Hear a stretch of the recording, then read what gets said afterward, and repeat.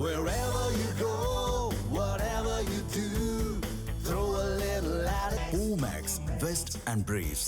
முல்லை பெரியார் விவசாயிகளுக்கு துரோகம் செய்த கட்சி காங்கிரஸ் என மேலூர் தொகுதி சுயேட்சை வேட்பாளர் முருகன் தெரிவித்துள்ளார்.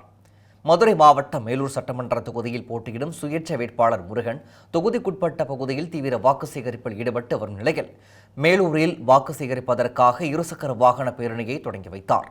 பின்னர் செய்தியாளர்களிடம் பேசிய அவர் முல்லை பெரியார் விவசாயிகளுக்கு துரோகம் செய்த கட்சி காங்கிரஸ் என தெரிவித்தார். திமுக காங்கிரஸ் கூட்டணிக்கு வாக்களித்தால் கேரள அரசிடம் சண்டையிட்டு தண்ணீர் வாங்கி தருவார்களா என கேள்வி எழுப்பினார்.